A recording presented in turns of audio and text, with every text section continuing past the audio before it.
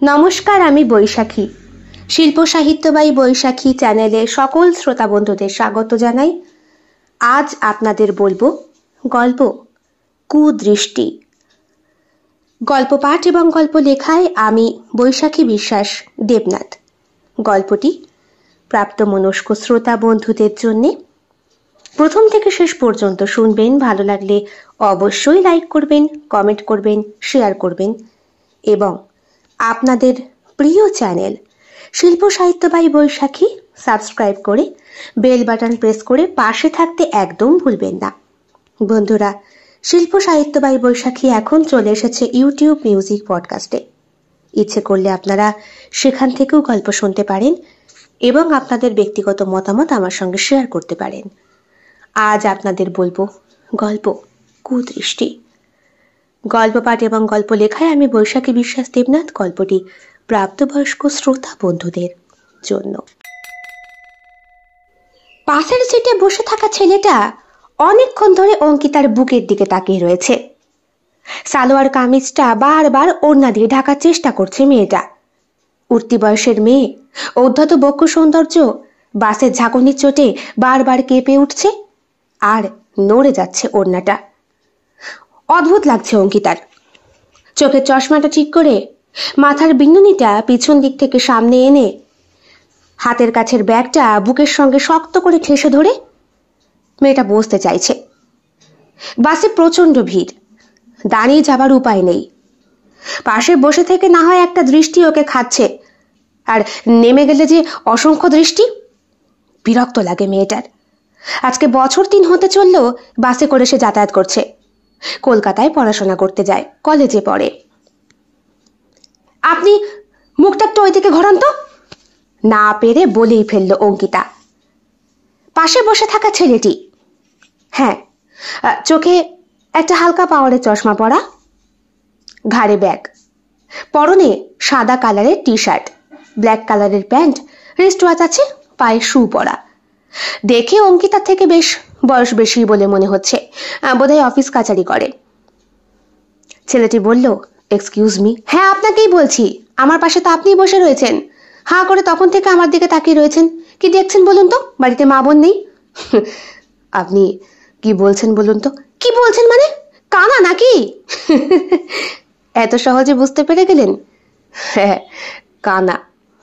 চোখে চশমাটা দেখে ভাবছেন হয়তো আমার দৃষ্টিশক্তি খুবই ক্ষীণ, সামান্য আলোর রেখা দেখতে পাই। বাসটায় প্রচন্ড ভিড়, বোধহয় গরম লাগছে। জানলার কাছে এই জন্যই বসতে চাই। আলোটা আমার যে খুব ভালো লাগে। প্রকৃতি আমার কাছে সম্পূর্ণ অন্ধকার। ক্ষণিকের জন্য অঙ্কিতার মনটা খারাপ হয়ে যায়।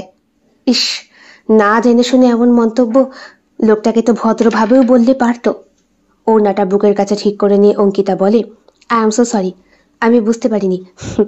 আপনি ভালো যে আমাকে একটা থাপ্পড় মারেননি। আমি আপনার দিকে কেন তাকাতে যাব? আর বাড়িতে মা বোন সব আছে। আমাকে নিয়ে খুব চিন্তিত, দেখতে পাই না বলে। কিন্তু আপনি তো কালো রঙের চশমা পরতে পারেন। অন্ধ লোকরা তো ওগুলোই পরে। বললাম তো, অল্প অল্প দেখতে পাই, আলোটা ভালো বুঝতে পারি। তাছাড়া সামনে দাঁড়িয়ে থাকা মানুষগুলোকে একদম আবছা আবছা বলে মনে হয়। আপনাকে ভালো করে দেখা তো দূর, আমি বুঝতেই পারিনি যে আপনি একটা মেয়ে মানুষ। যদি কথা না বলতেন। I am so sorry. ঠিক আছে, ইটস ওকে। সামনেই তো শ্যামবাজার, আমি নেমে যাব। আমিও তো নামবো। ও, তাহলে দুইজনে একসঙ্গেই নামি নাকি? আসলে আমি কলেজ যাব তো, বাজার হয়ে তারপরে। কেন? নাগের বাজারে একটু দরকার আছে। শোভাবাজার, শ্যামবাজার, নাগের বাজার। ও, খুব চেনার মনে হচ্ছে জায়গাটা। না না, ধারে কাছেই তো, তাই খুব একটা অভিজ্ঞতা নেই। তবে বাবা বলল নাগের বাজার ঘুরতে। ও, কিছু আনতে? হ্যাঁ, বাবার কতগুলো জিনিস বাবা লিস্ট করে দিয়েছে। কেন, বাবা নিজে আসতে পারে না? বাবার পা ভেঙেছে, আজকে 3 মাস। এই তো প্লাস্টার কাটাতে যাবে, বোধহয় ঠিক হয়ে গেছে। বাবা চাকরি করে, স্কুল মাস্টার। বাহ, খুব ভালো। আর কে কে আছে বাড়িতে? বাড়িতে আমি একাই, মা বাবার একমাত্র অবলম্বন। মা গৃহবধূ। ঠাকুমা আছে, 95 বছর বয়স। জানেন, এখন অবধি চশমা লাগেনি। তাছাড়া সব থেকে বড় কথা, সুগার, কোলেস্টেরল, থাইরয়েড কিচ্ছু নেই। দিব্যি একটা লাঠি হাতে নিয়ে হেঁটে চলে বেড়ায়। বাহ, ঠাকুমাকে দেখার ইচ্ছে রাখি তাহলে। কিন্তু আপনি তো হলো, আবছা হলেও তো। আপনার নামটা? আমার নাম অরুণ। ও, আমার নাম অঙ্কিতা। কিছুক্ষণ সময়ের মধ্যে রীতিমতো নিজের ভোল বদলে অঙ্কিতা ভদ্রভাবে আচরণ করে অরুণের সাথে। আপনি কোথায় যাচ্ছেন? আমি একটা অফিসে চাকরি করি। কিন্তু আপনি? আরে কোনো অসুবিধে হয় না, আমি তো জন্ম অন্ধ নই, একটা অ্যাক্সিডেন্টের পরে ব্যাপারটা এরকম হয়েছে। তবে হাসপাতালে কথা বলা আছে, যদি কোনো সহৃদয় ব্যক্তি আমাকে চক্ষু দান করে তাহলে পৃথিবীর আলো আমি আবার দেখতে পাবো। অঙ্কিতার মুখটা কালো হয়ে যায়। তাই না?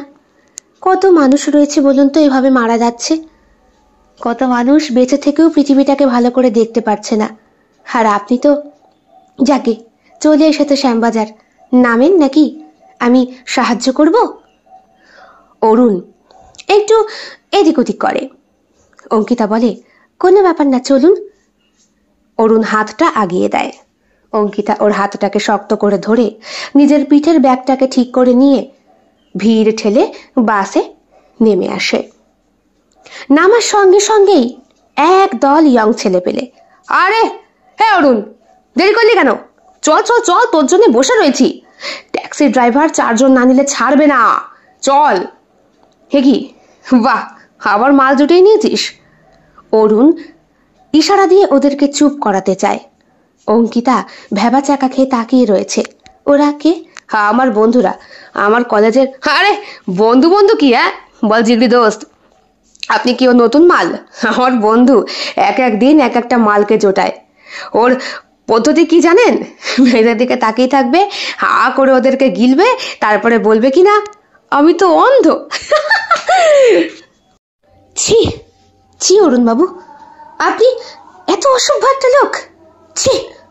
অঙ্কিতা অঙ্কিতা অঙ্কিতা শোনো প্লিজ, ছাড়ুন আমার হাত, বলে অঙ্কিতা গট গট করে এগিয়ে যায়। বেশ খানিকটা চলে যাবার পর অঙ্কিতাকে যখন আর দেখা যায় না, অরুণ বন্ধুদের দিকে তাকিয়ে বলে, কি দরকার ছিল? সব মেয়ে কি সমান? হে মেয়েটা বেশ ভালো। গুরু, তোমার তো সবই ভালো। কটা হলো এই নিয়ে? বোধহয় 99 খানা, তাই না? এ হলে 100 হতো। ও, তুই তো আবার 100 হলে সেই মেয়েকেই পটিয়ে বিয়ে করবি। যা, প্রথম থেকেই ভাঙচি ধরিয়ে দিলাম, আর তোর বিয়েটা খাওয়া হলো না। রাহুল, চল চল চল, অরুণের আজকে শোক হয়েছে রে। 4-5 জন বন্ধু একসাথে মিলে দাঁড়িয়েছিল অরুণের জন্য। ওরা 4 জন ট্যাক্সিতে বসলো, বাকি 2 জন স্কুটারে করে চললো অফিসে। হাই হ্যান্ডসাম, আজকে মন মেজাজ খারাপ মনে হচ্ছে। অফিসের অসংখ্য কলিগের মধ্যে রিটা অন্যতম। সে আবার পুরুষ মানুষ দেখলেই গায়ে ঢলে পড়ে। অরুণের বেশ ভালো লাগে এমনি এমনি ওর বুকে চিপাটা খেতে, ওর পেটটাকে দেখতে, অথবা পিঠ, কোমর, সবটা। ছুঁয়ে দেখা হয়নি, তবে চোখে দেখা হয়েছে। হাই রিটা, কেমন আছো? ভালো, তবে আমার হ্যান্ডসামের মুডটা বোধ হয় হবে না। হ্যান্ডসাম যে আজকে বাঁশ খেয়ে এসছে গাঁড়ে। তাট, কি বলছিস? কি হয়েছে রাহুল?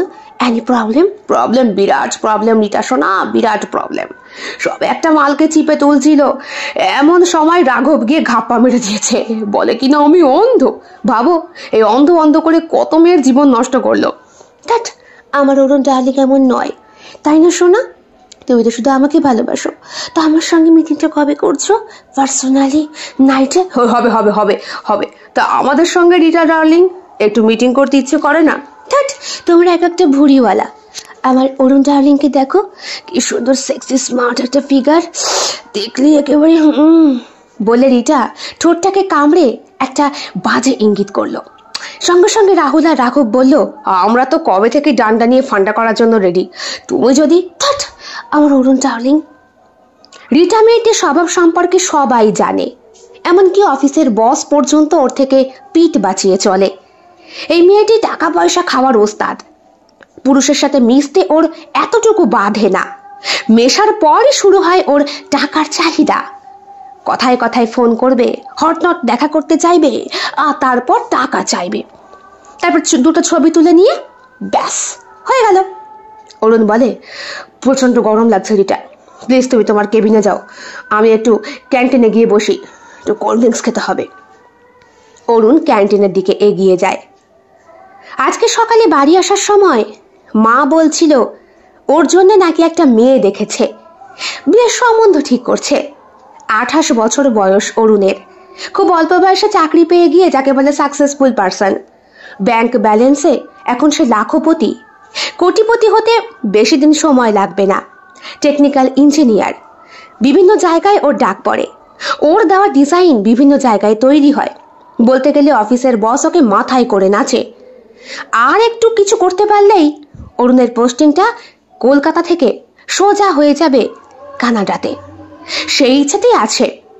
অফিসের বস চেষ্টা করছেন ওদের মধ্যে অনেককেই বিদেশে পাঠাতে, এতে কোম্পানিরও প্রচুর প্রফিট আছে। তাছাড়া ভারতের সন্তান ভারতে থেকে খুব একটা নাম কামাতে পারে না, এদের টার্গেটই হয় বিদেশ, যেন বিদেশই ওদের মাতৃভূমি। সে যাই হোক। দাদা, কোল্ড ড্রিঙ্কস একটা, আইস মিশিয়ে। জানি, বললেন ক্যান্টিনের রাজাদা। কোকের মধ্যে দুটো বড় বড় আইস মিশিয়ে ওকে দিলেন। বললেন, তোমার এই আইস মিশিয়ে খাওয়ার অভ্যাসটা কিন্তু ত্যাগ করো, খুব খারাপ। এমনি ফ্রিজে থাকে, ঠান্ডা। আরে দূর, এত গরমের মধ্যে আসতে গেলে বুঝতে পারতে। সেই তো 7 সকালে ভোরবেলায় ঢোকো আর ক্যান্টিনের এসির মধ্যে বসে বসে খাবার বিক্রি করো। যাও তো সেই মাঝরাতে, ততক্ষণে ওয়েদার ঠান্ডা হয়ে যায়। এমন সময় ক্যান্টিনে কাজ করা রাজাদার বউটা এসে হাজির হয়। বলে, আজকে শুধুই কোক, আর কিছু নেবে না? না বৌদি, শরীরটা খুব একটা ভালো লাগছে না। ভালো লাগবে কি করে বৌদি, ছিপে মাল ওঠার আগেই যে বর্ষি ফসকে গিয়েছে। কেন, আবার কি হলো? তুমি তো জানো আমাদের অরুণ হলো আমাদের অফিসের সব থেকে সুন্দর ছেলে। রিটা তো ওকে পাওয়ার জন্য আঁকু পাকু করে, আর অরুণ ছিপে শুধু মাছই ধরে আর চুমু খেয়ে ছেড়ে দেয়। আজকে একটা মেয়েকে পেয়েছে, মেয়েটা সত্যি খুব সুন্দরী, অল্প বয়সী বাচ্চা মেয়ে, দেখে মনে হচ্ছে কলেজ স্টুডেন্ট। তার হাত ধরে দাঁড়িয়ে বাস স্ট্যান্ডে, ভাগ্যিস সময় মতো গিয়েছিলাম, না হলে ঠিক পটিয়ে পাটিয়ে কোনো মন্দিরে বা সিনেমা হলে নিয়ে যেত। তাই নাকি? সব মেয়ে কিন্তু সমান না, সাবধান, কোন দিন জুতোর বাড়ি খাবে দেখো। শুভ্রা বৌদি চলে গেল সামনে খাবারের প্লেটগুলো নিয়ে। শুভ্রা বৌদি আর রাজাদা এই ক্যান্টিনটা চালায়।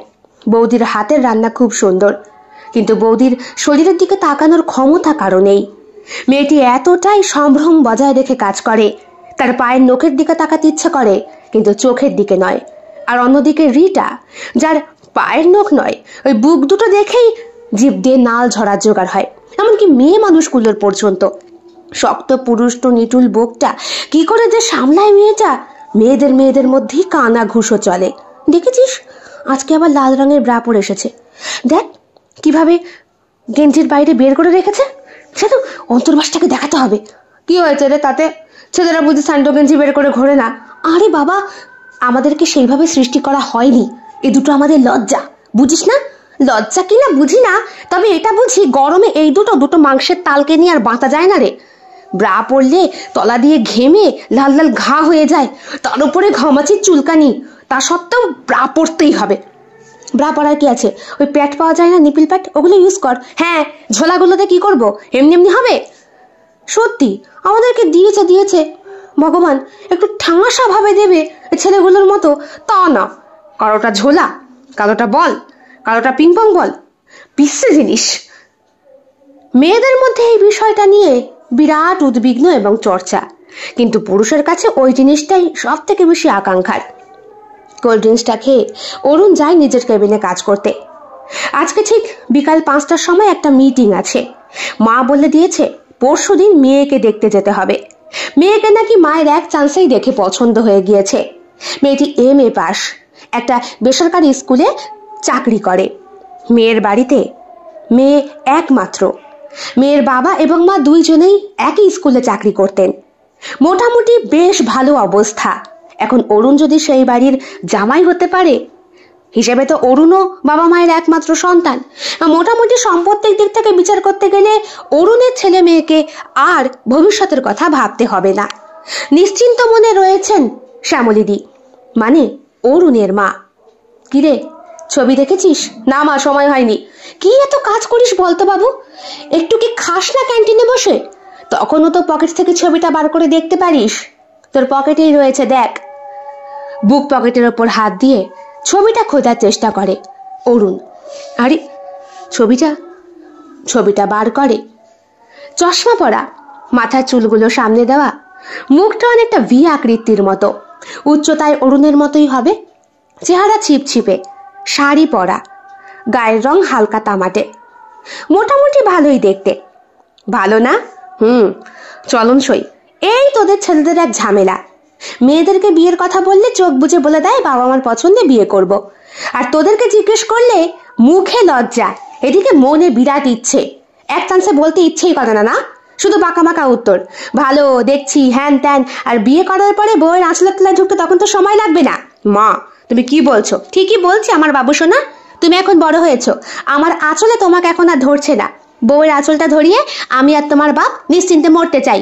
ছবিটা দেখে আমায় উদ্ধার করেছো, পরশুদিন গিয়ে আমাকে আরো উদ্ধার করো, কেমন? বলে মা ফোনটা রেখে দিল। আজ থেকে নয়, অনেক দিন ধরে এই বিয়ে করার জন্য মা পেছনে পড়ে রয়েছে। ওর বয়সী অনেক বন্ধু বান্ধবের বিয়ে হয়ে গেছে, রাহুল রাঘব এদের মধ্যেই পড়ে। এই তো গত বছর 2 বন্ধু একই ডেটে বিয়ে করলো। একজনের বিয়েতে সে গিয়েছিল, আরেকজনের বউ ভাত অ্যাটেন্ড করেছিল।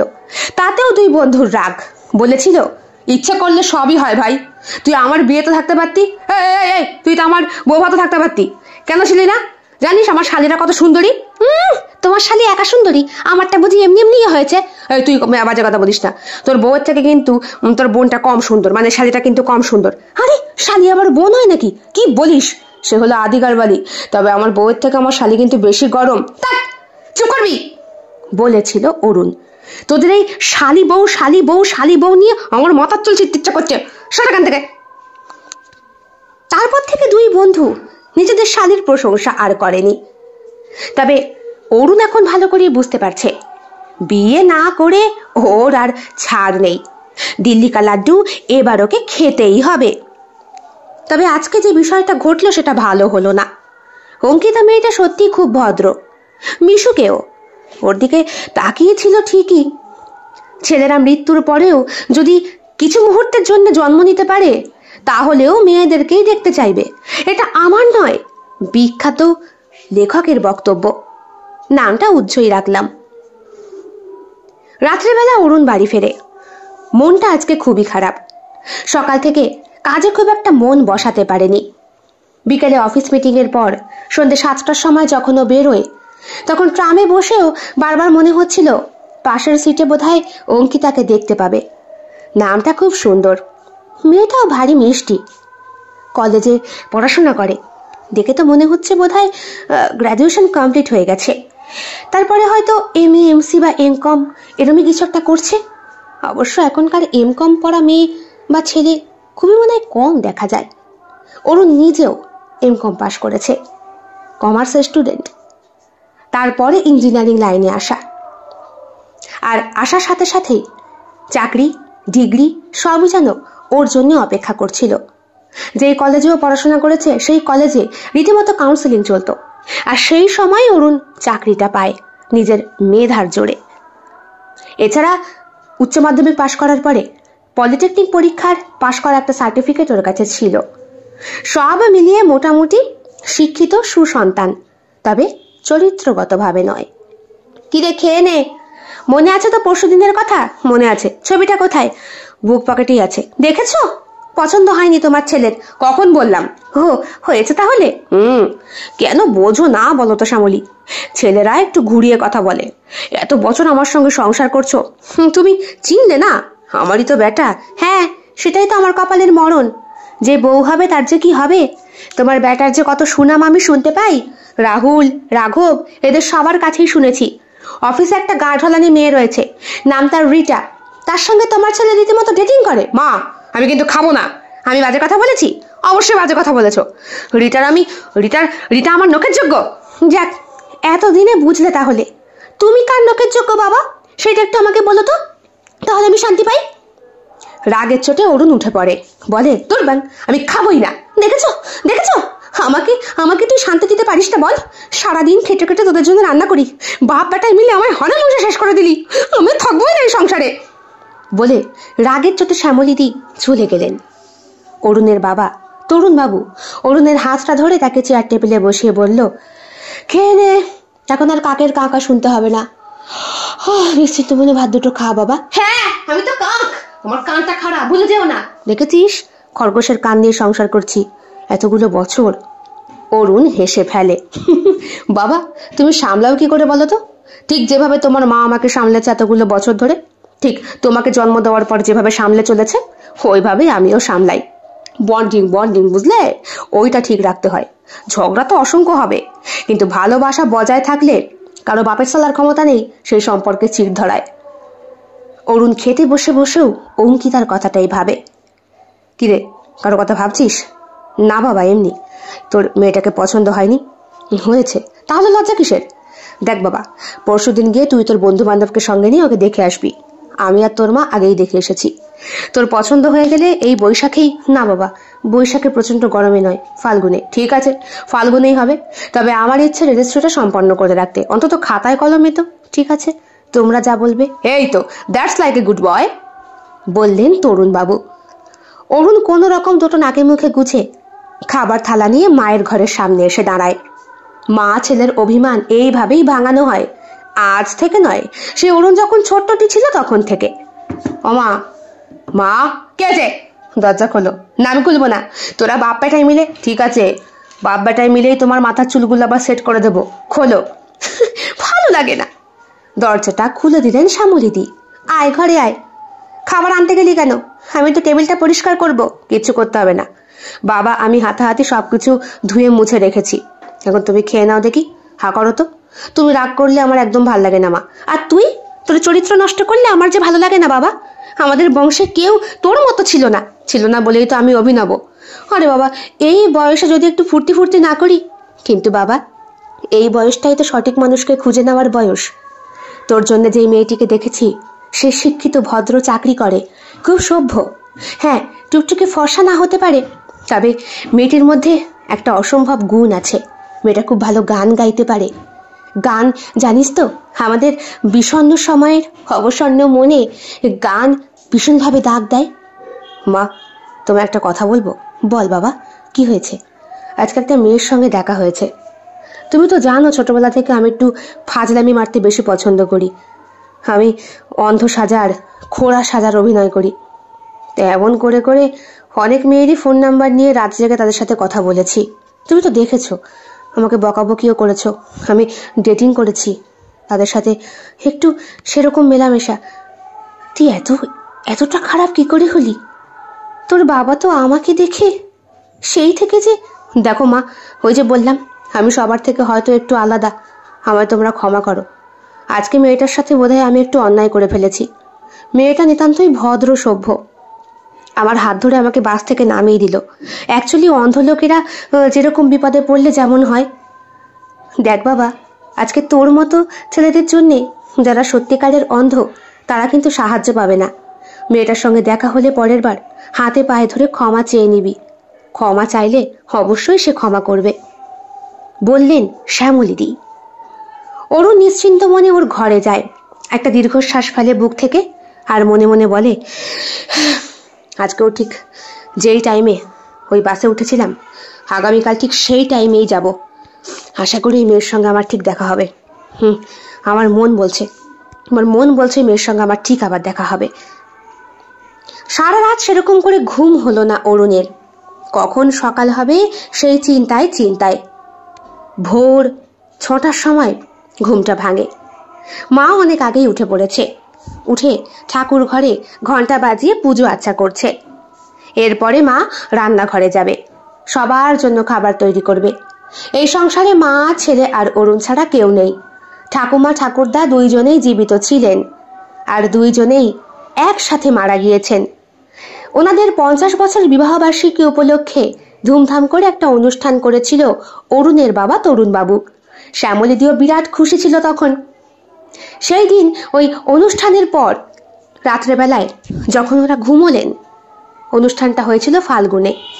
পরের দিন সকালে ঘুম থেকে ডাকাতে ওনারা কেউই উঠছেন না। সন্দেহ জাগায় ঘরের দরজা ভেঙে ঢুকে দেখা হয় দুটো মানুষ কি সুন্দর হাত ধরাধরি করে অতল সাগরে ডুবে গিয়েছে। সেই না ফেরার দেশে চলে গিয়েছে। এমন মৃত্যু নিজের কাছের সঙ্গীর সঙ্গে সবাই চায়। আসলে দুটো মানুষ যখন বিয়ে করে তখন সেই বন্ধনটা শুধু দেহের হয় না, মনেরও হয়। একটা সময় দুটো মানুষের মনের মধ্যে মেলামেশাটা এতটাই দরকারি হয়ে পড়ে যে মনে হয় তুমি মরে গেলে আমি বাঁচব কি করে। তখন সেই মুহূর্তে যদি তুমি আমি একসাথে মরে যেতে পারি, কোনো রকম বেদনাদায়ক মৃত্যু নয়, ঘুমের মধ্যেই স্বপ্নে নিজেদের যৌবনকালে ফিরে গিয়ে আমরা আমাদের আত্মাকে নিয়ে পাড়ি দেব সেই না ফেরার জগতে। আমাদের সন্তান আদি সুখী পরিবার তো আমরা দেখেই গেলাম, দু চোখ ভরে তাদের আশীর্বাদ করে গেলাম। এখন আমাদের এই দেহটাকে ছেড়ে নতুন একটা দেহ ধারণ করার পালা। আমাদের আত্মা কোনো সময় নশ্বর হয় না, সে যে অবিনশ্বর। সেই আত্মার হাত ধরে আমরা ছুটে চলবো আবার। কিরে বাবু, ঘুম ভাঙেনি? হাতে একটা প্রদীপ নিয়ে আরেক হাতে পুজোর প্রসাদ দিয়ে মা এসে দাঁড়িয়েছে ঘরের সামনে। অরুণ অনেকক্ষণ আগে উঠেছে, ব্যালকনিতে দাঁড়িয়ে রয়েছে আর সিগারেট খাচ্ছে। মাকে দেখে সিগারেটটা ফেলে দিল সে। কিরে, সকালবেলা উঠে ধোঁয়া টানছিস? কত বারণ করেছি বলতো? দেখ বাবা, মা যেগুলো মেনে নেয় বউ সেগুলো কিন্তু মানবে না। এসব সিগারেট ফিগারেট খাওয়াটা ত্যাগ কর, না হলে পরের বাড়ির মেয়েকে এনে আমি কিন্তু তার কাছে তোর নামে কমপ্লেন শুনতে চাই না। মন খারাপ? না মা, ভাবছি। কি ভাবছি? জীবনে তো কম পাপ করলাম না, এমন কোনো মেয়ে কি পাবো যে আমাকে অন্তত বুঝবে? নিশ্চয়ই বুঝবে বাবা। আগামীকাল গিয়েই দেখ না মেয়েটাকে, তোর ভালো লাগবে। আমার সঙ্গে নিউ মার্কেটে দেখা হয়েছিল হঠাৎ করে, আমার হাত থেকে ব্যাগ পড়ে গিয়েছিল, তোকে তো বলা হয়নি। গরমের মধ্যে তোর বাবা আর আমি গিয়েছিলাম, শরীরের মধ্যে প্রচন্ড অস্বস্তি হচ্ছিল। তোর বাবাকে বললাম যে একটু গ্যাসের বড়ি নিয়ে এসো দোকান থেকে, আর একটু ঠান্ডা জল নিয়ে এসো, আমার কেমন যেন উদ্বেগ লাগছে। বুকের বাম দিকটা আর পিঠের বাঁ দিকটা কেমন যেন খিচ ধরে থাকা একটা ব্যথা, গ্যাস হলে যেরকম হয়। তোর বাবা ওষুধ আনতে গেল আর আমি ওখানে পড়ে গেলাম, তোর বাবা দেখতে পাইনি। মেয়েটি কোত্থেকে ছুটে এসে আমাকে ধরে একটা দোকানে বসায়, দোকান থেকে হাত পাখা কিনে আমাকে হাওয়া করে, ওর ব্যাগের থেকে বোতল বার করে জল খাওয়ায়। তখনই মেয়েটাকে দেখে আমার ভালো লাগে। যে মেয়েটা পরের এত উপকার করে সেই মেয়ে নিশ্চয়ই ভালো হবে। মা কপালে ফুল ঠেকিয়ে হাতে প্রসাদের একটা নাড়ু ধরিয়ে দিয়ে চলে গেলেন। অরুণ নাড়ুটা খেয়ে হাতটা মাথায় মুছে স্নান করতে গেল। সকালে কোনো রকম দুটো নাকে মুখে গুছে ব্যাগটা নিয়ে বেরিয়ে গেল মা বাবাকে প্রণাম করে। যাওয়ার সময় বলল, মা, মেয়েটার কাছে ক্ষমা চেয়ে নেবো খুনি আজকে। নিশ্চয়ই বাবা, ক্ষমার থেকে বড় কিছু হয় না। মা দুগ্গা দুগ্গা বলে আশীর্বাদ করলেন। কিছুক্ষণ পরে তরুণ বাবুও বেরিয়ে গেলেন। অরুণ বাস স্ট্যান্ডে গিয়ে দাঁড়িয়েছে, সেই বাসটা যেই বাসটায় করে গতকালকে অঙ্কিতার সঙ্গে দেখা হয়েছিল। সেই বাসেই উঠল অরুণ। খুঁজছে সেই সিট যেই সিটে গতকালকে অঙ্কিতা বসেছিল। না, আজকে অঙ্কিতাকে দেখতে পেল না। মনটা খারাপ হয়ে গেল অরুণের। সে কিন্তু ওই একই সিটে বসলো। বাসটা যেই ছাড়বে, ভিড় ভর্তি বাসে এখন আর বসার জায়গা নেই। চট করে, এই দাঁড়াও দাঁড়াও দাঁড়াও, হে বাস থামো থামো থামো, আস্তে আস্তে, লোক আছে। কন্ট্রাক্টর দাঁড় করিয়ে দিলেন। অরুণের চোখটা বারবার ওই ভিড় ঠেলে দরজার কাছ থেকে উঠে আসা লাল চুড়িদার পরা মেয়েটার দিকে। কে? অঙ্কিতা? হ্যাঁ, যা ভেবেছে তাই। মাথার লম্বা বেনুনি, চোখে চশমা, পিঠে ব্যাগ, আর পরনে সালোয়ার কামিজ। আজকে ওড়নাটা পিন আপ করে দেওয়া বুকের মাঝখানে, মানে হাওয়ার বাবা এলেও ওড়নাকে উড়িয়ে নিয়ে যেতে পারবে না। ইস, তাও জায়গা নেই। বলতে বলতে মেয়েটি উঠে আসছে, আর অরুণের ধুকপুকানি তত গুণ বাড়ছে। হে কি, আপনি আজকেও? বলে বসলো Ankita. I am so sorry কালকের বিহেভের জন্য। দেখুন, আপনার মতো পুরুষ মানুষকে বিশ্বাস করতে নেই। আমি আর এই বাসে উঠবো না। না না, শুনুন শুনুন। অরুণ হাতটা চেপে ধরে অঙ্কিতার। এদিকে ভিড়ের মধ্যে মেয়ে ছেলের চিৎকার শুনে আশেপাশের পুরুষগুলোর ভেতরেও পুরুষত্ব জেগে ওঠে। যেই পুরুষটা কিছুক্ষণ আগেও তার সামনে দাঁড়িয়ে থাকা মেয়েটার শরীরের সঙ্গে ধাক্কা মারছিল, অথবা যার হাত ওই ভিড়ের নাম করে মেয়েটার কোমরের কাছে অথবা বুকের কাছে উঠে আসছিল, টেপাটেপিও শুরু করছিল আসলে সে, যাতে ভিড় ঠেলে কেউ দেখতেও না পায় আর মেয়েটাও প্রতিবাদ করতে না পারে, সেই ব্যক্তিও আচমকা একটা মেয়ের একটা পুরুষের প্রতি এরকম আর্তনাদ শুনে বলে উঠল, কি হয়েছে দিদি, আপনাকে কি ডিস্টার্ব করেছে? হ্যাঁ, আরে দিদি, এইসব লোককে কেন বাসে উঠতে দেওয়া হয়? ও দাদা, এ নামিয়ে দিন। অঙ্কিতা বুঝতে পারে বিষয়টা বেগতিক। সঙ্গে সঙ্গে অরুণের হাতটা শক্ত করে সেও ধরে, বলে, কালকে থেকে ফোন করছি, ফোন ধরছো না কেন? আমার বুঝি তোমার উপরে রাগ হয় না? হ্যাঁ, আপনারা কিছু মনে করবেন না, উনি আমার ফিয়ন্সে, আমাদের মধ্যে একটু অশান্তি হয়েছিল তাই। আরে বাবা, অশান্তি পাবলিক প্লেসে কেন সব করছেন? এগুলো বাস থেকে নিচে নেমে করুন, যান যান যান যান। সুতরাং যেটা গিয়ে দাঁড়ালো সেটা হলো এই, দুইজনকেই বাস থেকে নামিয়ে দেওয়া হয়েছে। আমার জন্য আজকে আপনার বাসটা মিস হয়ে গেল। থাক, আজকে আমার কলেজ যাওয়ার খুব একটা ইচ্ছেও ছিল না। জানেন, আমি কোনোদিন কলেজ কামাই করি না, রেগুলার যাওয়া পাটি। আর আমার বন্ধুরা আমাকে পেয়ে বসেছে, রোজ রোজ যাই বলে ওরা আমাকে ফোন করে একটা কথাই বলে, তুই তো যাচ্ছিস অঙ্কি, তোর কাছ থেকে নিয়ে নেবো কোনি নোটসগুলো। ফালতু ফালতু এই গরমে রোদে পড়ে আমাদের যাওয়ার কি দরকার? আপনি বলুন, আমি কি মানুষ না? নিশ্চয়ই মানুষ। তবে আপনি যেটা করেছেন কালকে একদম ঠিক করেননি। কেন অন্ধসাজের অভিনয় করলেন? হাঁ করে তাকিয়ে তাকে মেয়েদের বুক দেখা, এটা বুঝি খুব ভালো পুরুষত্বের লক্ষণ? আই এম সো সরি, আমি সেই জন্যই আপনাকে খুঁজছিলাম। আমায় খুঁজছিলেন? হ্যাঁ, আমি এই বাসে এই জন্যই উঠেছি। অ্যাকচুয়ালি আমি এর আগের বাসটায় করে যাই, কালকে আমার দেরি হয়ে গিয়েছিল। ইস, আজকে তো আপনার আরো দেরি হয়ে যাবে। হোক গে যাক, আপনি যে আমায় ক্ষমা করেছেন সেটা আমার কাছে অনেক বড় পাওয়া। আমরা একটু কফি খেতে পারি এই গরমে? হ্যাঁ, গরমে যারা বেশি বেশি চা কফি খায় তাদেরকে লেজেন্ডের তকমা দেওয়া হয়। খাবেন? চলো, তবে তুমি করে বলতে হবে। আচ্ছা চলো খাই। মেয়েটি কয়েক মুহূর্তের মধ্যে বেশ ভালো বন্ধুত্বপূর্ণ সম্পর্ক তৈরি করে অরুণের সাথে। অরুণ বলে, চশমাটা খুলে ফেলুন, ওটা আর পরতে হবে না। সরি, খুলে ফেলো। তুমি কি এরকম করে মেয়েদেরকে পটাও? আরে না, পটাই বলতে কি বলো তো, আমার ভালো লাগে। পৃথিবীতে কত সুন্দর সুন্দর মেয়ে রয়েছে, আর আমরা সালা এত সুন্দর সুন্দর জিনিসকে দেখেও চোখের শান্তি মেটাতে পারি না। বারবার মনে হয় এক একজনের দেহে এক এক রকম কিছু আবিষ্কার হবে। এদিকে ব্যাপারটা কিন্তু পুরোপুরি এক। হ্যাঁ, কিন্তু আপনাদের, সরি, তোমাদের তো 3 মিনিটের খেলা, সে যত সুন্দর বস্তুই হোক না কেন। কি? মুখের থেকে কফি ছিটকে চলে আসলো অরুণের। কথা বলেই চলেছে অঙ্কিতা, মানে তোমাদের তো 3 মিনিটের খেলা, ওপরে ওঠা আর নামা। আমি জানি, আমার বিবাহিত বান্ধবীরা বলেছে, সবাই এখন তো প্রত্যেকেই বিয়ে করে পস্তাচ্ছে। আমি তো ওই জন্যই বিয়ে ফিয়ে করতে চাই না। কেন? না, মানে 3 মিনিটের খেলা খেলে কি করব? 3 মিনিটের খেলা? কে বলেছে সব তোমাকে? না, আমি জানি, ওরা বলেছে। ওদের প্রত্যেকটা বরই এক একটা ওই রকম, মানে যাকে বলে কি, যাকে বলে নপুংসক। নপুংসক আর তোমার কথার মধ্যে অনেকটা পার্থক্য আছে।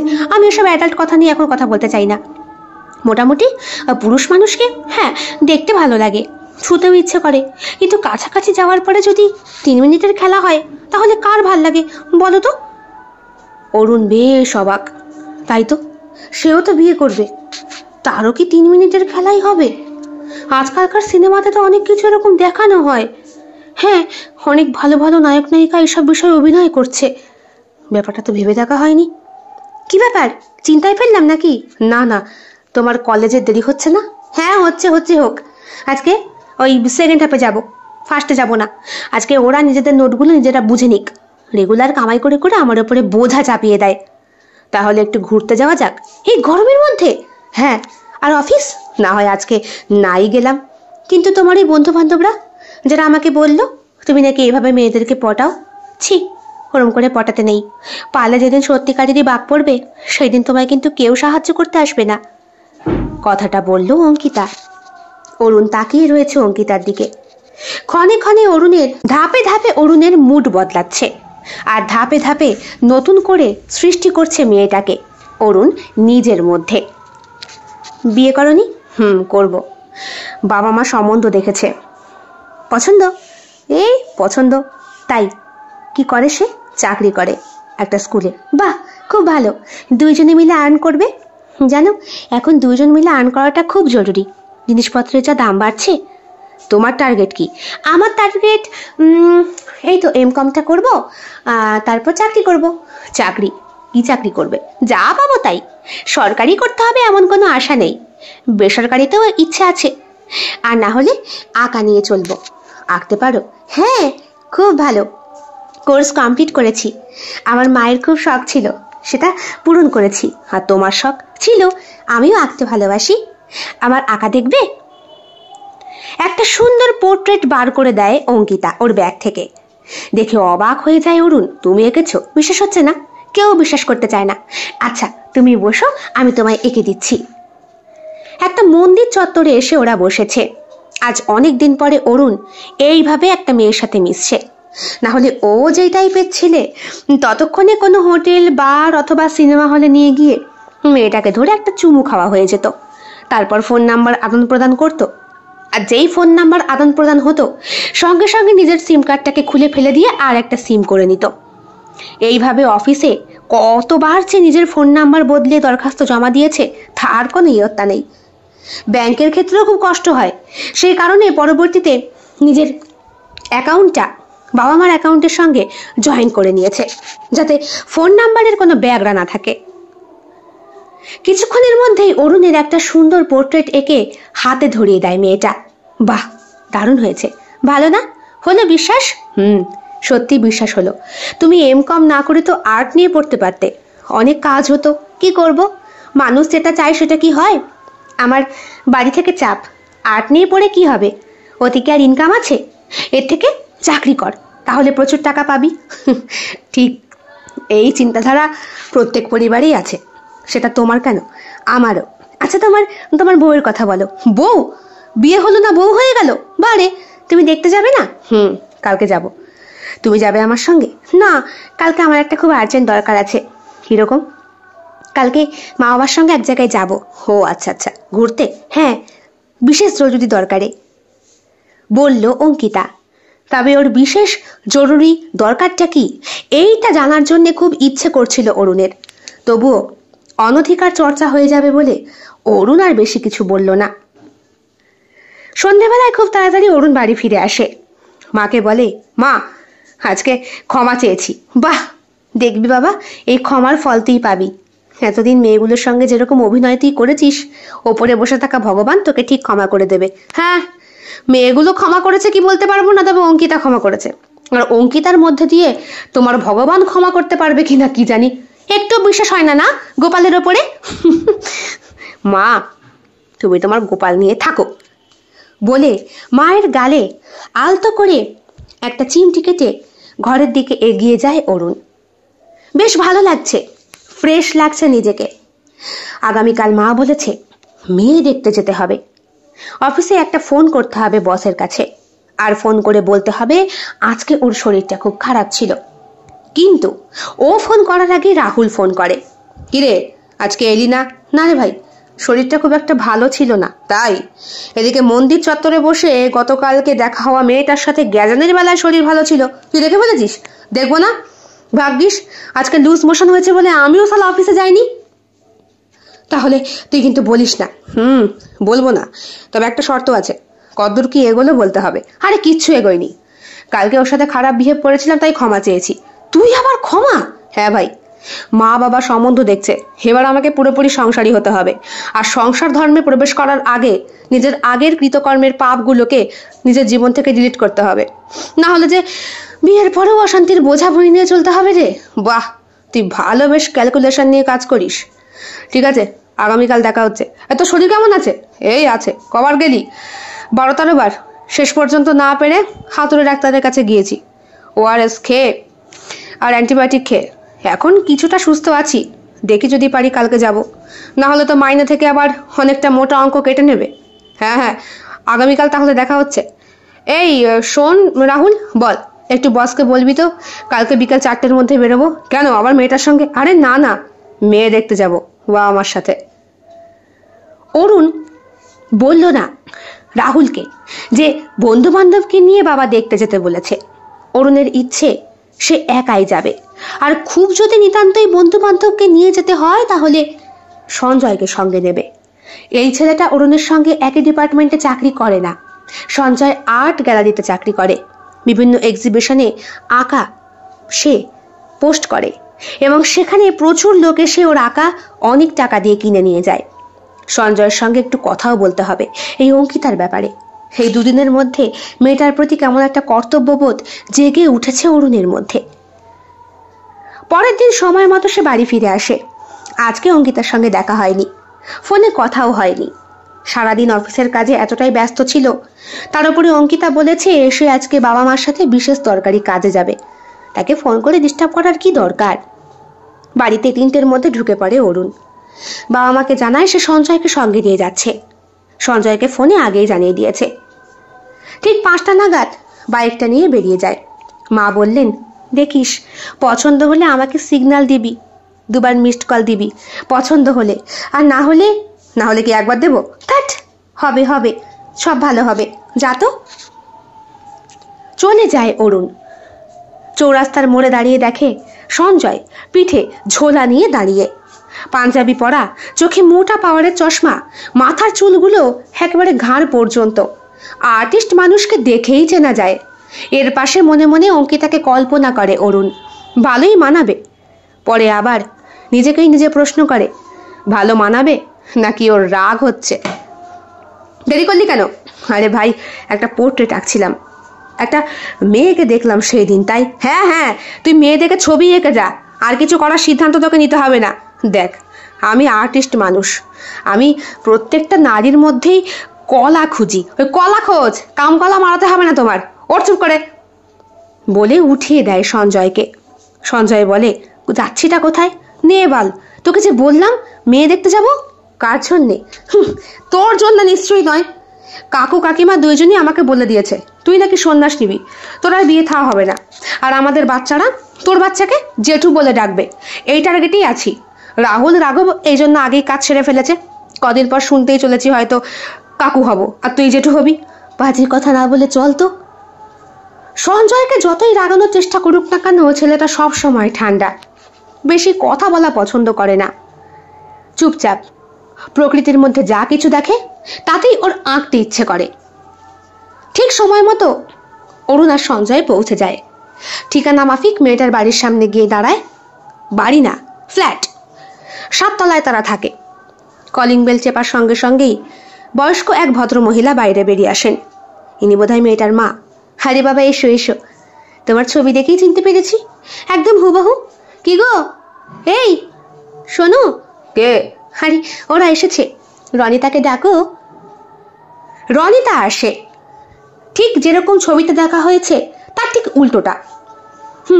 এই মুহূর্তে রনিতা পরে রয়েছে একটা শর্টস প্যান্ট আর ওপরে স্কার্ট। মাথার চুলগুলো ক্লিপ দিয়ে টিকি করে বাঁধা, চোখে পাওয়ারের চশমার বদলে বোধহয় লেন্স রাখা, একটা কি যেন চিবোচ্ছে কচকচ করে। গায়ের রংটা যেরকম ছবিতে লাগছে একদমই সেই রকম। নমস্কার নমস্কার নমস্কার, বসুন না আপনারা, দাঁড়িয়ে রয়েছেন কেন? বাহ, কণ্ঠস্বরটা বেশ পরিষ্কার। হাঁ করে সঞ্জয় তাকিয়ে রয়েছে। এটাকে? আমার বন্ধু। বাহ, বসুন। আপনি তো অসম্ভব সুন্দর একজন। আহ, কি শুরু করেছিস? বস। আরে না, এই মেয়েটির মধ্যে কত সুন্দর একটা লাবণ্য রয়েছে। একে ছবিতে, তুই কি সবিতেই বল ছবি দেখিস? বস এখানে। কানের কাছে গিয়ে অরুণ ওকে বসিয়ে দেয়। সঞ্জয় কিন্তু ওর বিস্ফারিত চাঁদ চোখ দিয়ে তখনও মেয়েটিকে দেখেই চলেছে। সামনে বসে থাকা মেয়েটিও মাথার চুলটাকে নিয়ে মাঝে মধ্যে এদিক ওদিক করছে, আর কিছু একটা চিবুচ্ছিল। বাবা আর মায়ের চোখ রাঙানিতে ফেলে দিয়ে এসেছে। কিছুক্ষণ পরে কাজের একটা লোক সামনে ঠান্ডা গরম সব রকম খাবার এনে প্রস্তুত করলো। আমরা কিছু খাবো না, খেয়ে এসেছি। তা কি করে হয় বাবা, তোমরা খাওয়া দাওয়া করো।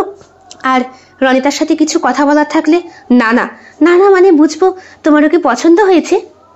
অরুণের সেই সময় মনে পড়ে অঙ্কিতার মুখটা। কোথায় ওই মেয়েটা আর কোথায় এই মেয়েটা? দেখে তো মনে হলো যে দুইজনেই একই গোত্রের মাল, কিন্তু না, ওই সামনাসামনি না দেখলে মানুষকে চেনা যায় না। ঠিক যেরকম অরুণকেও সামনাসামনি না দেখলে অঙ্কিতা বুঝতে পারতো না সে যে অন্ধ নয়। কোনো রকম ভাবে সিচুয়েশনটা কাটিয়ে বাইকে করে যখন রওনা দেয় সেই রাস্তা ছেড়ে, অরুণ বলে, বাপরে বাপ, বাঁচলাম। কেন রে? কত সুন্দর একটা প্রতিমার মতো। তাক, প্রতিমার মতো মেয়ে, তোর ফোন নাম্বার লাগবে? লাগবে না, নিয়ে নিয়েছি। কখন দিল? বাবা, তুই খেয়ে দিয়ে যখন বেসিনে হাত ধুতে গেলি তখন তার সাথে আমার নিবৃত্ত গোপনে কথা হয়েছে। সে তার নিজের মুঠোফোনের নম্বরটা আমায় দিয়েছে, বলেছে সে আমার আর্টের প্রেমিকা হতে প্রস্তুত। তোকে নিয়ে আসাটাই আমার ভুল হয়েছে, সব থেকে বড় ভুল। আসলাম নিজের মেয়ে দেখতে, আর তুই সালা নিজে পছন্দ করে বসে থাকলি। পছন্দ? প্রকৃতিতে সবকিছুই পছন্দের হয় রে ভাই। সব কিছুর মধ্যে আঁকা লুকিয়ে রয়েছে, আর্ট লুকিয়ে রয়েছে। এই দেখ না, ওই যে দেখতে পাচ্ছিস, বলে হাত দিয়ে এক দাড়িওয়ালা বুড়োকে দেখায়। উনি যে সাইকেল চালিয়ে যাচ্ছে, এইটা যদি আমি আঁকতে পারি তাহলে। এই রে নাম তো। কেন রে? নাম নাম নাম নাম। নেমে যায় সঞ্জয়। তোর গাড়ির চাকাতে বুঝে অসুবিধে হয়েছে? এই তুই এখানে করে বস না, বস গাড়িতে, আমি তোকে সুন্দর করে পাতার মধ্যে। শোন, তোকে টাকা দিচ্ছি বলে মানি ব্যাগ থেকে 500 টাকার 2টো করকরা নোট বার করে ওর পকেটে, মানে পাঞ্জাবির পকেটে গুঁজে দিয়ে অরুণ বলে, টোটো ধরে বাড়ি যাস। তোর এই আর্ট গ্যালারির প্রসঙ্গ শুনতে গেলে আমার মাথা ব্যথা ছুটে যাচ্ছে। হে শোন অরুণ, আমাকে এই নির্জন পথের মাঝখানে। অরুণ! অরুণ আর দাঁড়ায়, সে তখন ছুটে চলেছে। খানিকক্ষণ যাওয়ার পরে পকেট থেকে মোবাইলটা বার করে সে ফোন করে অঙ্কিতাকে। সারাদিন তোমায় ফোন করতে পারিনি, রাগ করেছো? রাগ করবো কেন? আমি তো আমার পিসির বাড়িতে এসেছি। আজকে আমার পিসির মেয়েকে দেখতে আসার কথা ছিল। আমরা আসার আগেই ছেলেপক্ষ দেখে চলে গেছে। ছেলে আর ছেলের বন্ধু এসেছিল, ওকে নাকি পছন্দ হয়নি। তাই আমার পিসির মেয়েও খুব খুশি, সেও এখন বিয়ে করতে চায় না। গোল খাইয়েছে ছেলেটাকে। এখন তো পিসি পিসুমশাই উভয় রেগে খাপ্পা। ছেলের বাড়ি থেকে যদি ফোন করে এখন বলে যে পছন্দ হয়েছে, তাহলে নাকি এই মেয়ে পালাবে। বোঝো ঠেলা, মেয়ের নাকি ছেলের বন্ধুকে পছন্দ হয়েছে। অরুণ একটা জোর ভীষণ খায়। এ কি কথায় কথায় বিষম খাও কেন বলো তো? আশেপাশে কেউ আছে? না, না থাকলেই বেটার। যে দেখতে গিয়েছিল সেই বান্দা আর কেউ নয়, স্বয়ং আমি। হোয়াট? হ্যাঁ। তোমাকে পছন্দ করেনি? না, আমার বন্ধু সঞ্জয় আর্ট গ্যালারিতে কাজ করে, খুব সুন্দর আঁকে। ওর ছবি এক্সিবিশনে বিভিন্ন জায়গায় প্রকাশ করা হয়, আর সেগুলো চড়া দামে বিক্রিও করা হয়। ওকে ওর পছন্দ হয়েছে। বাহ, দারুণ তো। তাহলে 4 জন মিলে একসঙ্গে কফি খাওয়া যাক। কয়েকদিন পরে ওরা 4 জনে মিলে কফি খাওয়ার জন্য ডেট ঠিক করে। রাহুল, রাঘব, রিটা এই সকলের সঙ্গেই সম্পর্কটা কেমন যেন বিচ্ছেদ হয়ে গিয়েছে অরুণের। এখন সারাদিন ওর জীবন জুড়ে অঙ্কিতা আছে। 4 জন মিলে যখন এক জায়গায় উপস্থিত হয় তখন অরুণ হাঁ করে তাকিয়ে থাকে অঙ্কিতার দিকে। অঙ্কিতা শাড়ি পরেছে, চোখে চশমা নেই, লেন্স আছে। মাথার চুলে আজকে বেনুনি নেই, চুলটা ছাড়া রয়েছে। কপালে টিপ রয়েছে, হাতে রয়েছে একটা ব্রেসলেট আর ঘড়ি। বাহ, মেয়েটাকে যেমন মনে হয় তেমন তো নয়। আর ওর ঠিক বিপরীত দিকে ওর পিসির মেয়েটা দাঁড়িয়ে, মানে রনিতা। সেও দেখতে অনেকটা অঙ্কিতার মতোই, তাই তো? এতটা মিল তো কখনো কল্পনা করেনি। আসুন আসুন, আপনারা 2 জনেই হলেন প্রকৃতির অপূর্ব। চুপ করবি? তোর সঙ্গে যদি কারো বিয়ে হয়, তুই যদি রাত্রেবেলা বউকে দেখে এরকম প্রকৃতি নিয়ে বিষয় আলোচনা করিস, তোর বউ তোর গাড়ে লাথি মেরে চলে যাবে। মুখের ভাষা ঠিক কর, এটা পাবলিক প্লেস। ও, এবেলা গায়ে সুরসুরি লাগলো? আরে না, আমি সবকিছুর মধ্যে যদি আর্ট কলাকে দেখতে পাই, তোর প্রবলেমটা কি? আরে বল, আর্ট দেখতে গিয়ে কম কলাচে গুলে মেরে দিবি, তোর বংশ বিস্তার হবে না, তখন কি হবে? বুঝতে পারি। আরে ওরা এসেছে, এবার যদি একটা লেওড়া কথা বলিস না, আমাকে লাথি মারবো বলে চুপ করে দেয় অরুণ তার বন্ধুকে। সেও বেশ ভদ্রসভ্যের মতোই বসে আছে। আপনার আঁকা আমার ভীষণ পছন্দ হয়েছে। আমি আপনার আর্টের নায়িকা হতে চাই। আমি স্কুলে কথা বলেছি, বেসরকারি স্কুল তো, তবে যখন যখন বলবেন তখন হয়তো যেতে পারবো না। আপনাকে ফিক্সড টাইম করে দিতে হবে। সোম থেকে শুক্র আমার স্কুল থাকে, মর্নিং স্কুল। 12:30টায় ছুটি হয়, 1টার মধ্যে আমি বাড়ি পৌঁছাই। যদি আপনি দুপুর টাইমটা হবে, দুপুরে আমার ফাঁকা, আমার কোনো ছাত্রছাত্রী আসে না। দুপুর 2টো থেকে 3টে অনেক সময়। বাকি সময়টা বাড়ি গিয়ে আমাকে স্কুলের খাতা দেখতে হবে তো। আমি অনেক খুশি হলাম। আর তুমি? ও কিছু না, ও এমনিতেই খুব ভালো আঁকতে পারে, তোর কাছে শেখাতে হবে না। তাই নাকি? আমার পথের পথিক। বলছি অঙ্কিতা, চল আমরা ওই দিকটায় গিয়ে বসি। কেন? এখানেই তো। না বলছি, তুমি এসো। অরুণ অনেকটা অধিকার বজায় রেখে অঙ্কিতার হাত ধরে পাশের সিটে নিয়ে চলে যায়। এদিকে রনিতা বলছে সঞ্জয়কে, আপনি আঁকা নিয়ে খুব থাকতে পছন্দ করেন? হ্যাঁ, আমার আঁকা আমার সব, আঁকা আমার বিশ্ব সংসার, আঁকা আমার।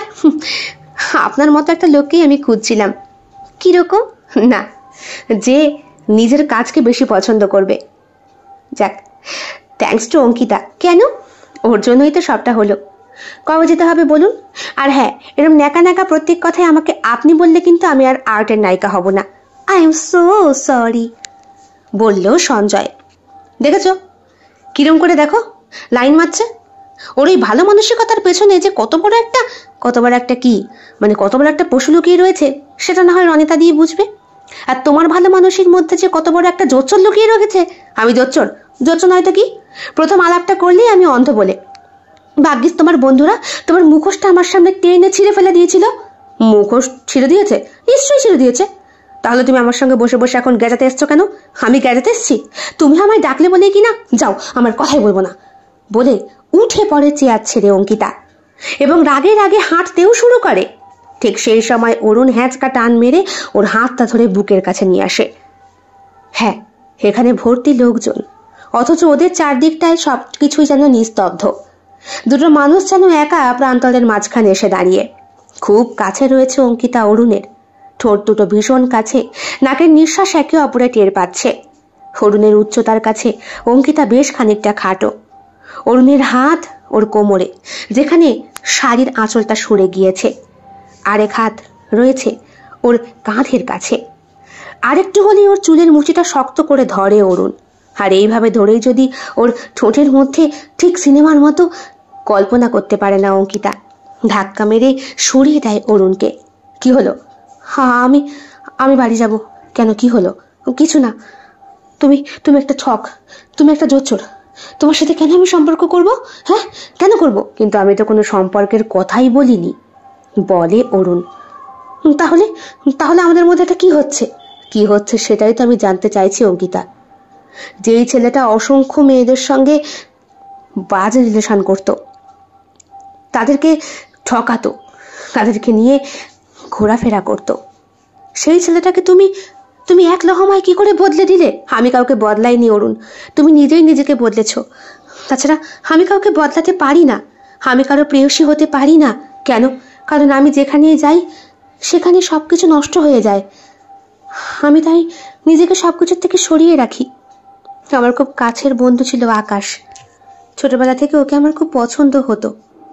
যখন বুঝলাম ওকে ভালোবাসি, সেই কথাটা বলবো, তখনই ওর অ্যাক্সিডেন্ট হলো, ও মারা গেল। এই ভালোবাসা শব্দটা আমার কাছে খুব ভয়ের অরুণ, খুব ভয়ের। তুমি তুমি বুঝবে না, বলে সে। অরুণ বলে, আমি তোমাকে বাড়ি পৌঁছে দিয়ে আসি? না, আমাকে বাড়ি পৌঁছে দিতে হবে না। তবে তোমায় একটা কথা বলি, কাউকে ঠকিও না কখনো, ঠকলে নিজেকেও ঠকতে হয়।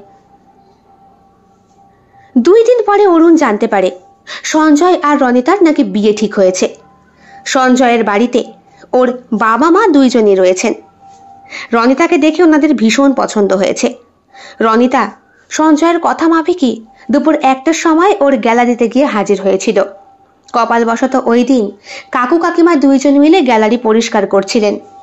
রনিতাকে দেখে যখন জিজ্ঞেস করলেন কি ব্যাপার, আর রনিতাও যখন বৃত্তান্ত খুলে বলল, ওনারা নাকি আর দেরি করেননি, বিকালেই সঞ্জয়কে নিয়ে চলে গিয়েছিলেন রনিতার বাড়ি এবং বিয়ের পাকা প্রস্তাব দিয়ে এসেছেন। বলেছেন, আপনার মেয়েটাকে আমার বাড়ির প্রতিমা করতে চাই। আমার ছেলের মাথায় আর্টের ভূত কি করে যে নষ্ট করব বুঝতে পারছি না দিদি। জানেন কত স্টুডেন্ট রয়েছে, কত টাকা রোজগার করে। 6 মাস অন্তর অন্তর ওর আর্ট বিভিন্ন এক্সিবিশনে যায়। এক একটা আর্টের লাখ, 2.5, 3, 5 এরকম দাম। আর সেই ছেলে প্রতিমা খুঁজে বেড়াচ্ছে, স্বপ্নের প্রতিমা। তা আপনার মেয়ের মধ্যে নাকিও তাকে দেখতে পেয়েছে। তা আমি বলি, পরিপূর্ণভাবে আমি ওকে নিয়ে যাই, যখন খুশি প্রতিমাকে সামনে রেখে বিভিন্ন রকম ভাবে ছবি করতে পারবে। না হলে আর্টিস্টদের নামে আবার বদনাম আছে, এরা নাকি অসভ্য চরিত্রের হয়। কেমন আছো? ভালো। ফোন করনি? না, এমনি মনে হলো আমি তোমার উপর অনাধিকার চর্চা করছি। জানো রনিতা আর সঞ্জয়ের বিয়েটা ঠিক হয়ে গিয়েছে? জানি। কত অল্প সময়ের মধ্যে হয়ে গেল না? অল্প সময়ের মধ্যেই শুভ কাজ হওয়া ভালো। তুমি আমার সঙ্গে এরকম করে কেন কথা বলছো? না মানে তুমি সেদিন আমাকে অভিশাপ দিয়ে গেলে। আমি অভিশাপ দিয়েছি? হ্যাঁ, বললে না কাউকে ঠকাতে না, ঠকলে নিজেকেও ঠকতে হয়। তাই সেই অভিশাপের ভয়ে আমি আর বাইরে বেরোচ্ছি না। আমি কি দুর্বাসা? ওইরকমই তো মনে হয়। হ্যাঁ, আমি সবার সঙ্গেই আর কি মারতাম, সব কিছু করতাম, কিন্তু তোমার সাথে মেলামেশার পর থেকে সালা আমি আমার বন্ধুগুলোকে পর্যন্ত ভুলে গিয়েছি। লোকে বলে সঙ্গদোষে রঙ্গ হয়, তা তোমার সঙ্গে মিশে বুঝে ভালো হতে পারি না? কিন্তু আমাদের বয়সের পার্থক্যটা বিস্তর। হোক গে যাক। সচিন তেন্ডুলকর আর তার বউ কতটা ছোট বড় তুমি জানো? তুমি সম্পর্ক না হতেই একেবারে। হ্যাঁ, সম্পর্ক হয়নি কে বলেছে? আমি তোমায় কবে থেকে ভালোবাসি। হুরুন, বোঝো না নাকি? ফোনে ফোনেই বলে সে। সামনে এসে না বললে বিশ্বাস করবো না। সামনে গেলেই তো ভয়ের চোটে পালাবে। কেন পালাবো কেন? সেই দিন যে করলে রেস্টুরেন্টে। হ্যাঁ, আমি বুঝতে পারিনি আসলে। আসলো আমার সামনে আকাশের নাম একবারও নেবে না। কেন? না, আমার হিংসে হয়। সে তো নেই, মারা গেছে, তবুও হিংসে হয়। তুমি তার কথা মনে করে চোখের জল তো ফেলো, আর আমাকে অভিশাপ দাও। আচ্ছা বাবা, অভিশাপ দেব না। দেখা করবে আজকে? করব। বলছি, আমার একটা পোর্ট্রেট সঞ্জয় দাকে আঁকতে বলবে। সঞ্জয়কে বলবো খনি, কেন বলো তো? খুব ইচ্ছে। আমি সবাইকে আঁকতে পারি, কেউ আমাকে আঁকতে পারে না। শোনো, তোমার চোখ দুটো খুব সুন্দর। কেন এই কথা বলছো? না, চশমা পরা তোমার চোখ দুটো প্রথম যেদিন দেখেছিলাম আমার ভালো লেগেছিল, কিন্তু ওই চোখ দুটো যে বদমাইশির এটা জানতাম না। সবার চোখে বদমাইশিরই হয়, সে অন্ধ হোক আর ভালো হোক। অন্ধ মানুষেরও কল্পনা আছে, বুঝলে? ওই কল্পনার মাধ্যমে সে একটা মেয়েকে খুঁটিয়ে খুঁটিয়ে দেখে। মুখে সবসময় অসভ্য কথা, ভালো কথা আসে না। না, আমি তো ভালো কথাই বললাম। দেখে মানে যে ওইভাবে দেখে, তুমি তো কল্পনা করলে সেটা। ধ্যাৎ, আমি আসছি। কোথায়? যেখানে প্রথম দেখা হয়েছিল সেইখানে, ওই একই বাসে। তাহলে আজকাল অফিস যাব না। না না, কেন? না, আজকাল অফিস যাব না। আমিও তাহলে আসছি দেখা করতে। শোনো, ওই একই মণ্ডপে আমরাও বিয়ে করব, ঠিক আছে? কিন্তু আমাকে তো কেউ এখনো প্রপোজই করেনি। বিয়ের কথা উঠলো কি করে? তাছাড়া বাবা মার কাছে এসে আমাকে বলতে হবে, নিজের চরিত্রের সার্টিফিকেট দিতে হবে, কতগুলো মেয়ের সঙ্গে লাইন মেরেছো সেটা বলতে হবে। আর অফিসে কে যেন কলিগ, হ্যাঁ কি যেন বলছিলে সেই দিন, রিটা, হ্যাঁ, তাকে তো নিমন্ত্রণ করতেই হবে, কারণ তার সার্টিফিকেটটা হবে ফাইনাল সার্টিফিকেট। হাসে অরুণ, বলে ঠিক আছে, কিন্তু আমি যদি মিথ্যে বলি, তুমি যদি মিথ্যে বলো, তাহলে তাহলে কি হবে? তাহলে আর কি হবে? তোমার চোখের সামনে আমি শেষ হয়ে যাব। ভয় লাগে অরুণের কথাটায়। রিটার সাথে তার সব থেকে বেশি গভীর সম্পর্ক ছিল। রিটা একরকম ভাবে নয়, অনেক রকম ভাবে মেলামেশা করেছে অরুণের সাথে। বাবা মা অফিসের কলিগ কেউ জানে না, একমাত্র রিটা জানে আর অরুণ জানে। এতটা কাছে আসার পরে অঙ্কিতার যদি রিটা কোনোদিন বলে দেয় যে অরুণের পিঠের একদম নিচে একটা জরুল আছে, তাহলেই তো অঙ্কিতা সবটা বুঝে ফেলবে। মেয়েরা আর যাই হোক, তার কাছের মানুষকে অন্য কারো সাথে কখনো কল্পনা করতে পারে না, তারা খুব কষ্ট পায়। আর অঙ্কিতা তো নিজের কাছের মানুষকে, মানে আকাশকে একবার হারিয়েই বসে আছে। আর এইবার যদি হারাতে হয় তাহলে হয়তো নিজেকেই নিজে। অরুণ খুব তাড়াতাড়ি তৈরি হয়। রিটার সঙ্গে দেখা করার আগে রিটাকে সবটা বুঝিয়ে বলতে হবে, না হলে বিপদ হয়ে যাবে। অরুণ ছুটে চলে বাস স্ট্যান্ডের দিকে। বাস আসতেই সে উঠে পড়ে। ওর চোখ দুটো খোঁজে ঠিক শ্যামবাজারের মোড়ের কাছে। এইখানেই তো এসে দাঁড়ানোর কথা ছিল অঙ্কিতার। না, 2 ঘন্টা পরেও যখন অঙ্কিতা আসে না, তখন ফোন করে, আর ফোনটা রিসিভ করে একটা অন্য নারীর স্বর। হ্যালো, হ্যাঁ বলছি, আমি অরুণ। অঙ্কিতা? সে আর নেই। ফোনটা রেখে দেয় অরুণ। বাদবাকি কথা আর শোনার ইচ্ছে হয় না।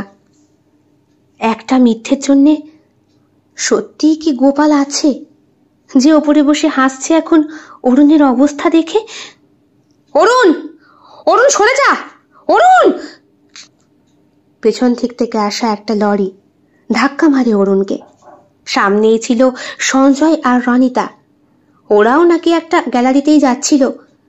রাস্তার মোড়ে হঠাৎ অরুণকে দেখে দাঁড়িয়ে পড়ে, কারণ কিছুক্ষণ আগেই অঙ্কিতা অ্যাক্সিডেন্ট করেছে। বাসের, সেই বাসে যেই বাসে করে অঙ্কিতা নিত্য যাতায়াত করে, সেই বাসটাই আজকে ওকে পিষে দিয়ে গেছে। ওর বডি এখন রয়েছে পুলিশের হেফাজতে। জ্ঞান ফেরার পরে অরুণ এদিক ওদিক তাকায়, বোঝার চেষ্টা করে সে কোথায় আছে। চোখের সামনে সবটা ঝাপসা অন্ধকার।